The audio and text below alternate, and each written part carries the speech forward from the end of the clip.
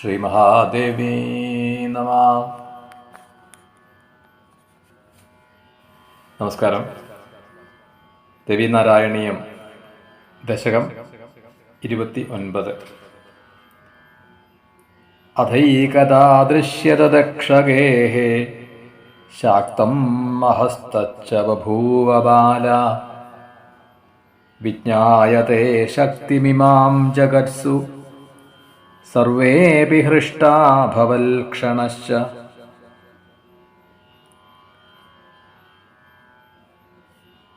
ഈ ദശകത്തിൽ ദക്ഷ പ്രജാപതിക്ക് ഉണ്ടായ ആഗ്രഹം, അല്ലെങ്കിൽ ദക്ഷ പ്രജാപതിയുടെ ഒരു അപേക്ഷ, അതിനെ ആ ജഗദംബിക സാധിപ്പിച്ചു കൊടുത്തു എന്ന് പറയുകയാണ്. ദക്ഷാദികൾ ദേവീഭജനം ചെയ്യുകയും പ്രത്യക്ഷയായിട്ടുള്ള ദേവിയോട് ദക്ഷപ്രജാപതി അപേക്ഷിക്കുകയാണ്, ദേവി അവിടുന്ന് എൻ്റെ വംശത്തിൽ അവതരിക്കണം, അങ്ങനെ ദക്ഷന്റെ ആഗ്രഹം സാധിപ്പിക്കാം എന്ന് വാഗ്ദാനം നൽകി ആ ജഗദംബിക. അങ്ങനെയാണ് ദക്ഷന്റെ കൊട്ടാരത്തിൽ ആ ജഗദംബിക പുത്രീരൂപേണ വന്ന് അവതരിക്കുന്നത്. ദക്ഷ സ്വഗേഹാപതിതാം ചകാര നാംനാ സതിം പോഷയതി സ്മതാം സ സ്മരൻ വജസ്തേ ഗിരിശായ കാലേ പ്രതായതാം ദ്വൗ സമതോഷയച്ച. ദക്ഷഗൃഹത്തിൽ ആ ജഗദംബിക വന്ന് അവതരിക്കും, ദക്ഷാപുത്രിയായി വന്ന് ജനിക്കുമെന്ന് അനുഗ്രഹം നൽകി. സതി എന്ന് നാമകരണം ചെയ്യുകയാണ്. തനിക്ക് പുത്രീ രൂപത്തിൽ വന്ന് ജനിച്ചതായ ആ ദേവിക്ക് സതി എന്ന് പേരിട്ടു. ക്രമേണ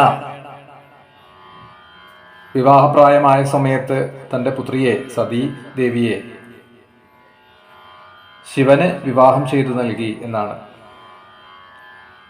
ഏവം ശിവ ശക്തിയുത പുനശ്ച ബഭൂവ ഗച്ഛൽസു ദിനേഷു ദക്ഷ ദൈവാത് ശിവദ്വേഷമവാപദേഹം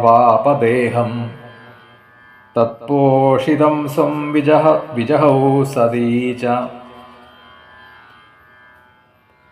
പുരാണങ്ങളിൽ ദക്ഷയാഗം കഥ പറയുന്ന സമയത്ത് ഇതൊക്കെ വിസ്തരിച്ച് കാണാം.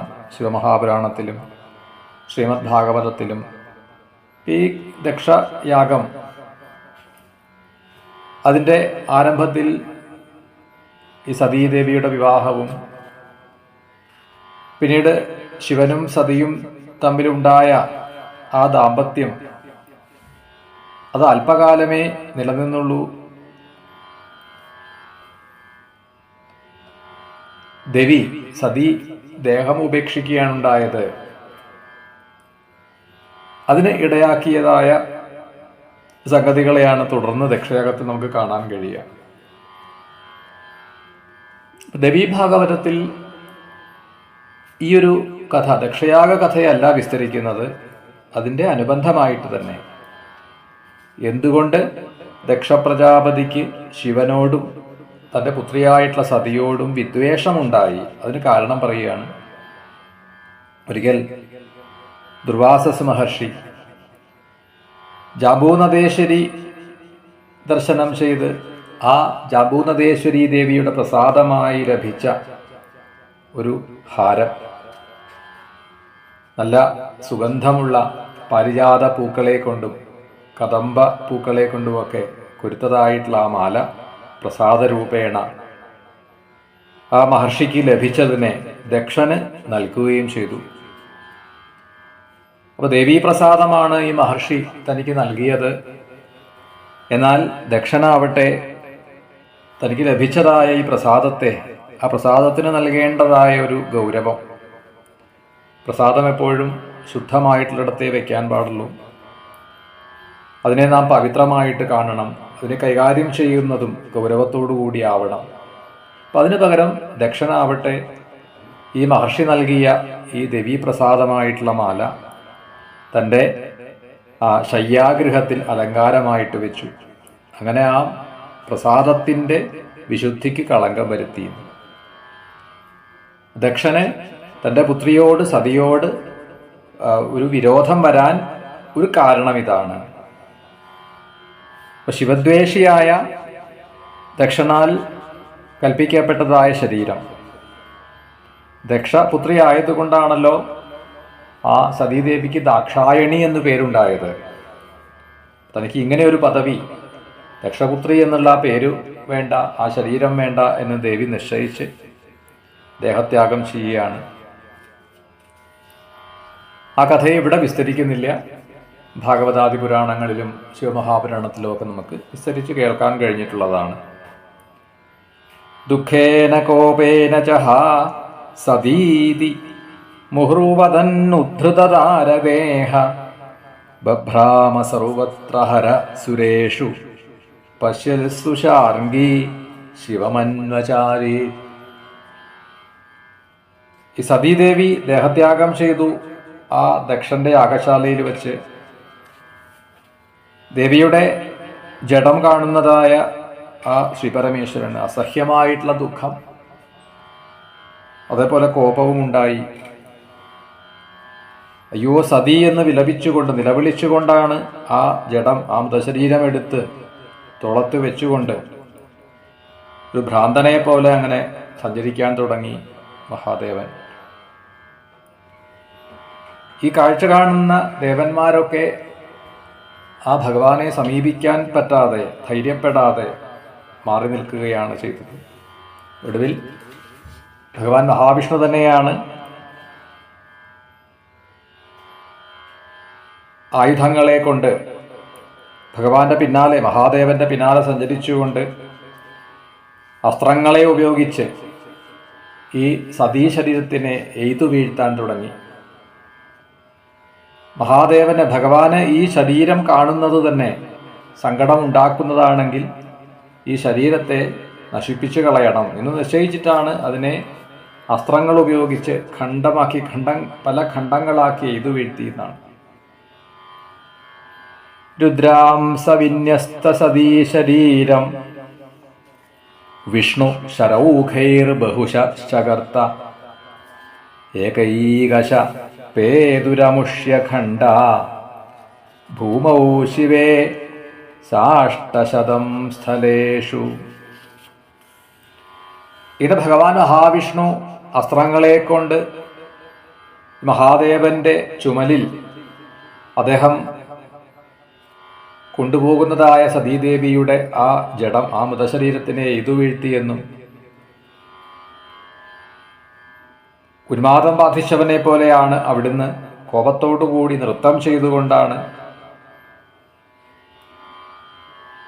അപ്പോൾ ഇവിടെ ഈ ഭഗവാൻ മഹാവിഷ്ണു എയ്തു വീഴ്ത്തുന്നതായ ഈ ശരീരഖണ്ഡങ്ങൾ അത് ഓരോ ഇടങ്ങളിൽ വീഴുന്നു എന്നും ആ ഖണ്ഡങ്ങൾ വീണ സ്ഥാനങ്ങൾ 108 ദേവീപീഠങ്ങളായി മാറി എന്നും പറയുകയാണ്. ഇവിടെ ഭഗവാന് മഹാവിഷ്ണുവിന് ഈ പ്രവൃത്തി ചെയ്യുവാനുള്ള ഒരു പ്രേരണ പോലും നൽകിയത് ദേവി തന്നെയാണ്. ലോകത്തിൽ മംഗളം പ്രദാനം ചെയ്യാൻ വേണ്ടി തന്നെയാണ് ദേവി ഇത് ചെയ്തത് എന്നുകൂടി സൂചിപ്പിക്കുകയാണ്. യതോ യത പേതുരിമേ സ്ഥലാനി സർവാണി താനി പ്രതിതാനി ലോകേ ഇമാനി പൂതാനി ഭവാനി ദേവീ പീഠാനി സർവാഖഹരാണി ഭാന്തി.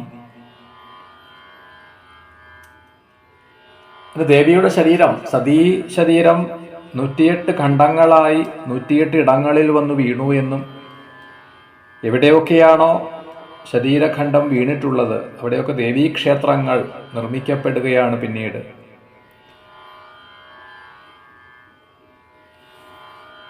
ഇപ്പൊ 108 ശിവാലയങ്ങൾ പോലെ 108 ദുർഗാലയങ്ങൾ പ്രസിദ്ധമാണ്.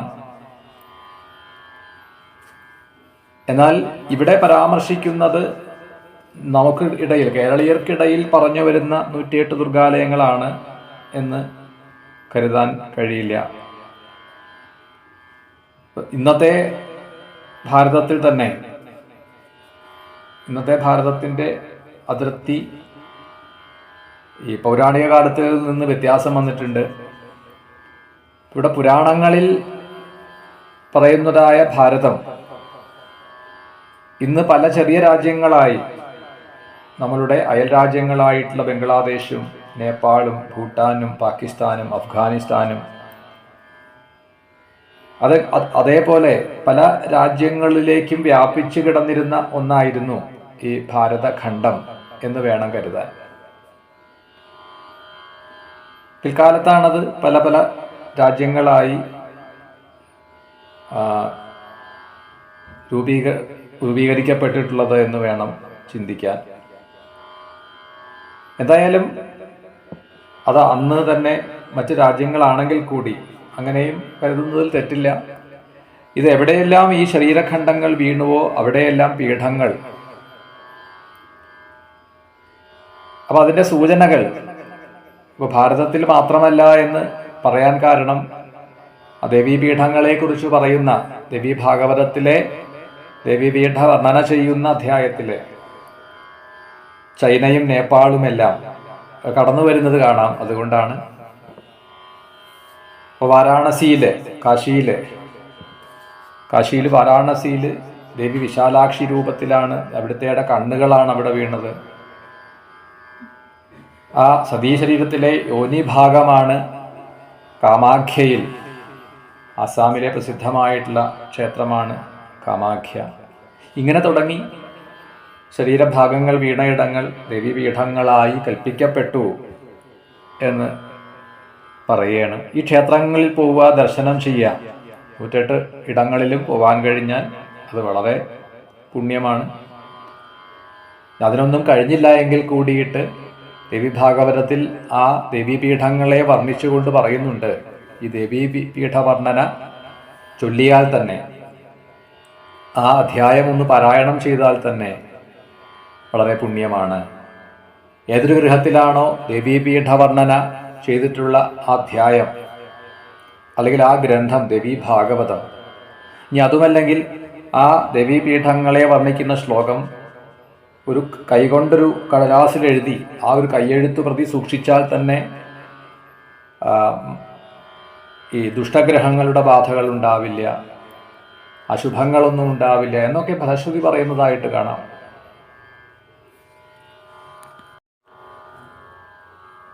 ത്വമേകമേവാദ്വയമത്ര ഭിന്നനാമാനി ധൃത്വാ ഖലു മന്ത്രതന്ത്രൈഃ സംപൂജ്യമാനാ ശരണാഗതാനാം ഭുക്തിം ച മുക്തിം ച ദദാസി മാതഃ.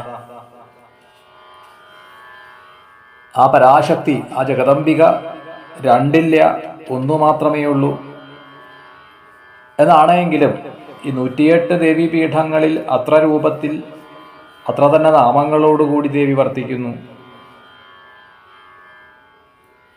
ദേവീഭാഗവതം 7-ാം സ്കന്ധം, സപ്തമസ്കന്ധത്തിലെ 30-ാം അധ്യായത്തിലാണ് ദേവീപീഠ വർണ്ണന ഉള്ളത്. മുൻപ് പറഞ്ഞു, ആ ദേവീപീഠ വർണ്ണന സൂചിപ്പിച്ചതായ അധ്യായം പാരായണം ചെയ്യുന്നത്, കേൾക്കുന്നത് ഒക്കെ പുണ്യപ്രദമാണ്.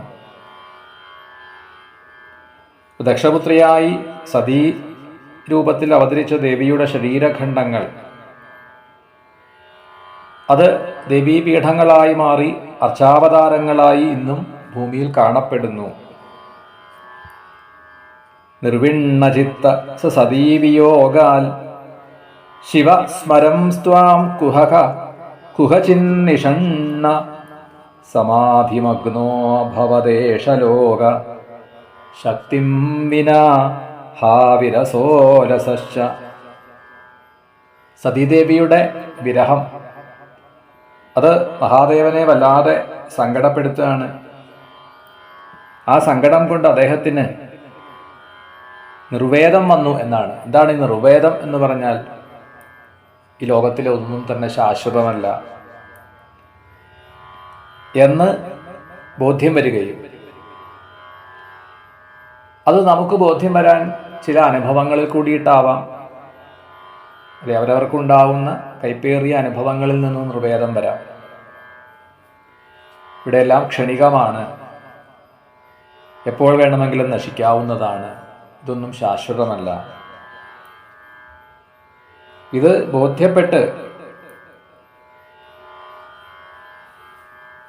ഒടുവിൽ അനാസക്തി ഉണ്ടാവുക, ഒന്നിനോടും ആസക്തി ഇല്ലാതെ ആയിത്തീരുക, പിന്നെ അനാസക്തനായിത്തീരുക. അതിനെയാണ് നിർവേദം എന്ന് പറഞ്ഞത്. അങ്ങനെ ഭഗവാൻ മഹാദേവൻ ശാന്തനായി ഒരിടത്ത് ധ്യാനിച്ചുകൊണ്ടിരിക്കുകയാണ്. അങ്ങനെ അദ്ദേഹത്തിൻ്റെ ആ സമാധി അവസ്ഥയിൽ ശക്തിഹീനമായി തീർന്ന ലോകം, സതീദേവി ദേഹത്യാഗം ചെയ്തതോടുകൂടി ശക്തിഹീനമായി തീർന്നു ലോകം. അതോടെ വിരസമായി, അലസമായി എന്നാണ്, ആർക്കും ഒന്നിനും പറ്റാതെയായി, ഉന്മേഷമില്ലാത്തവരായി തീർന്നു. പ്രവൃത്തികൾ ചെയ്യാൻ ശക്തിയില്ലാത്തതായിത്തീരുക, മനുഷ്യർക്കും മറ്റു ജീവജാലങ്ങൾക്കും എല്ലാവർക്കും. ചിന്താകുലാ മോഹധിയോ വിശീർണ തോഷ മഹാരോഗനിപീഡിതാശ്ച സൗഭാഗ്യഹീന വിഹതാഭിലാഷ സർവേ സദോദ്വിഗ്നഹൃദോ ബഭൂവു. ആർക്കും ഉന്മേഷമില്ലാത്ത, സന്തോഷമില്ലാത്തൊരവസ്ഥ വന്നു ചേർന്നു. എന്തു ചെയ്യണമെന്നാർക്കും അറിയില്ല. ബുദ്ധിക്ക് മങ്ങലേൽക്കുന്നു, രോഗബാധ ഉണ്ടാവുന്നു.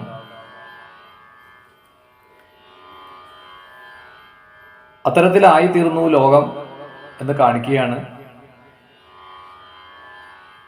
ശിവോപി ശക്തിയാ സഹിത കരോതി സർവം വിയുക്തശതയാ ജഡ സ്യാത് മാമാസ്തു മേ ശക്തിവിയോഗ ഏഷ ദാസോസ്മി ഭൂയോ വരദേ നമസ്തേ.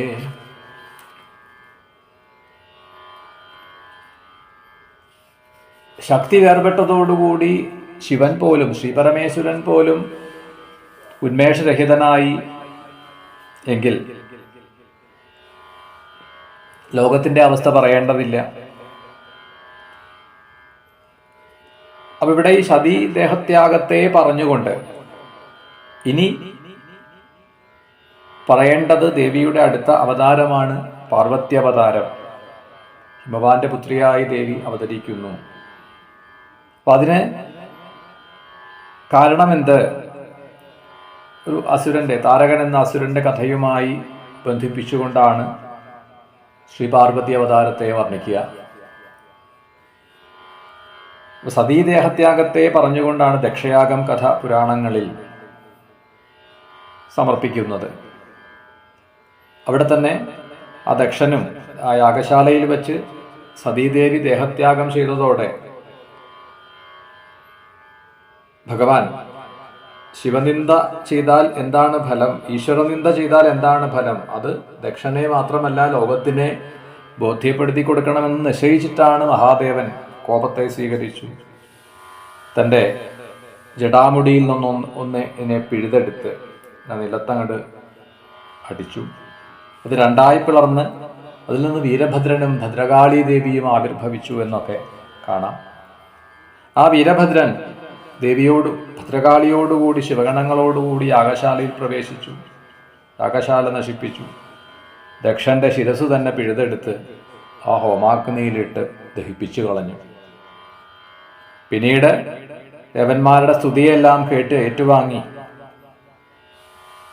ആണ് ആ ശ്രീപരമേശ്വരൻ വീണ്ടും ഈ യാഗശാലയിൽ വന്നതും. യാഗത്തിന്റെ പൂർത്തീകരണം അത് ആവശ്യമാണ്. ഒരു സംഗതി തുടങ്ങി വെച്ചാൽ അത് അവസാനിപ്പിക്കേണ്ടതുണ്ട്. ഇടയ്ക്ക് വെച്ച് നിർത്തുക, ഇടയ്ക്ക് വെച്ച് മുഴുമിപ്പിക്കാതെ, പൂർത്തിയാക്കാതെ അതിനെ നിർത്തിവെക്കുന്നത് ശരിയല്ല.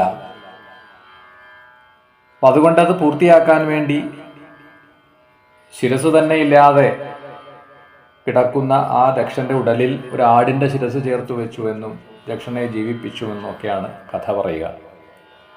എന്തായാലും പിന്നീട് ഒക്കെ ആ ദക്ഷൻ ജീവിക്കുന്നത് ഈശ്വരനിന്ദ ചെയ്തതിൻ്റെ ഫലം പേറിക്കൊണ്ടാണ്. ആ ഈശ്വരനിന്ദ, ശിവനിന്ദയുടെ ദോഷം എന്ത് എന്നുള്ളതിനെ ലോകത്തിന് ബോധിപ്പിച്ച് കൊണ്ട് തന്നെയായിരുന്നു ദക്ഷൻ.